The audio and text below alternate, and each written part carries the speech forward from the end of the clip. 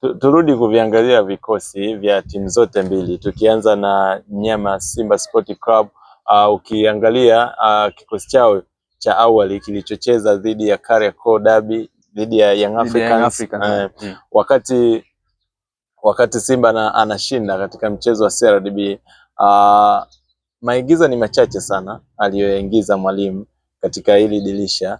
Unadhani pengine kuna kitu kitaongezeka katika hayo maigizo yaliongezeka, au kuna kitu kitapungua kulingana na watu wapya wanaingia kwenye kikosi cha mwalimu Steve Barker?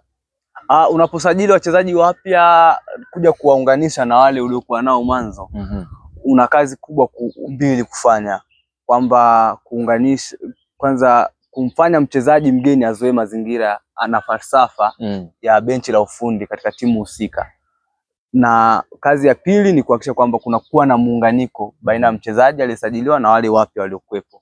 Kwa hiyo hicho ndicho ambacho kwa Simba kipo, na kidogo katika mchezo ambao ama michezo tuliyoiona pale Kagame Cup, lakini pia mchezo wa juzi wa kirafiki dhidi ya Police Kenya, tuliona kwamba bado kuna hakujawa na ule muunganiko mzuri kwa wachezaji.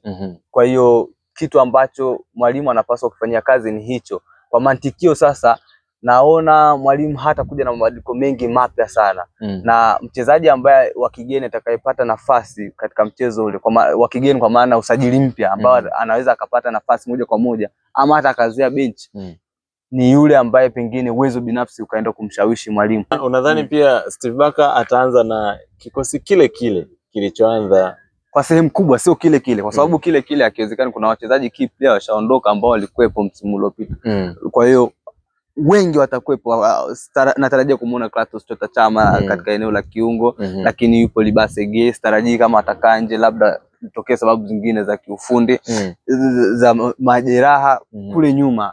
Rushen Derok bado naamini ataongoza, Jibril Kasari, licha ya kwamba katika eneo la ulinzi wapo wapya.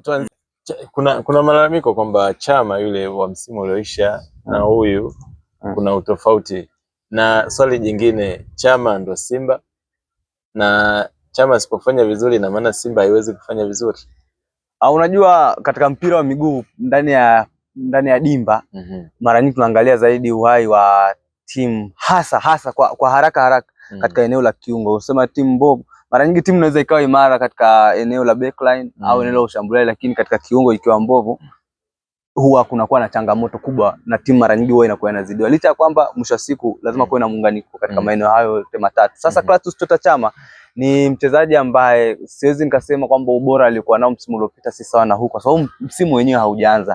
Ni kwamba watu wanazungumza kwamba katika michezo hii ambayo umepata kumuona, lakini nikirejelea swali lake kwamba Chama ni Simba au vipi, ndio, kwa sababu yeye ni mchezaji mzoefu, lakini mara nyingi anapokuwa uwanjani mchango wake unaonekana. Ndio maana unaweza kusema Chama ni uti wa mgongo kwa kikosi cha Simba kwa wakati huu, lakini acha tuone katika michezo itakayokuja ataendelea kuwa sehemu ya uti wa mgongo wa Simba au atakuja mtu mwingine au wengine. Tujaribu kuangazia katika sehemu ya kiungo ya Young Africans. Kama ulivyosema awali kwamba timu inacheza sana ikiwa na viungo bora. Kwa Young Africans ukijaribu kuangalia nafasi ya chini ya kiungo mkabaji, wana Duke Abuya, lakini pia wana mkata umeme Damaro na igizo jipya Fredi Ngoma. Kocha leo aanze na nani ili kuhakikisha sehemu ya kiungo inakuwa salama na kuwasaidia mabeki? Naona ni bora zaidi labda akianza na mchezaji kama Duke Abuya. Kwa sababu gani? Kwa sababu ya kile nilichokuambia kwamba huu ni mchezo ambao unahitaji watu wazoefu, kwa sababu haukupi nafasi ya kujiuliza mara mbili mara tatu. It is must win game. Kwa hiyo lazima ushinde huu mchezo, haijalishi unapitia katika mazingira gani. Kwa hiyo kwa mantikio naona akianza Duke Abuya itakuwa inafaa zaidi. Gepu la Pacome Zouzoua unaliona kwa Young Africans, kama baadhi ya mashabiki wanavyodai kwamba kukosekana kwa Pacome panaweza pakaiathiri Young Africans? Ndio, kuna vitu tunaweza tukavikosa kutokana na kile ambacho alikuwa anakifanya Pacome Zouzoua, lakini tunaweza tukakipata kwa namna nyingine, kwa sababu ana mtindo wa upekee wa uchezaji, anajua kuchukua wachezaji wawili watatu akafanya maamuzi, lakini pia ni kiungo mzuri ambaye alikuwa anajua kufunga. lakini pia anajua kupasia, lakini ana uwezo mzuri wa kufikiri, ni mwepesi kufanya matukio ambayo sehemu ambayo hakuna mchezaji wa upinzani anaweza pengine akafikiria kwamba anaweza kufanya kitu kama hicho. Kwa hiyo katika eneo lake labda namba 10 kuna watu wengi bado wanaweza wakacheza. Anaweza akacheza Alan Okello, akacheza hata Mudathir, lakini akacheza pia Maxi. Tumaliza na nafasi ya namba 9, striker wa kupachika mabao pale Young Africans. Mpaka hivi sasa kwa asilimia kubwa nafasi ya namba 9 leo ataanza igizo jipya ukilinganisha na Young Africans wachezaji waliopo na baadhi ya wachezaji waliokuwepo mwanzo wakiwa na majeraha. Kwa mfano Clement Mzize bado hajawa na fitness. Yes. Unadhani nani ni chaguo sahihi aanze, Cheick Toure ama Shalulile? Peter Shalulile. Kwa nini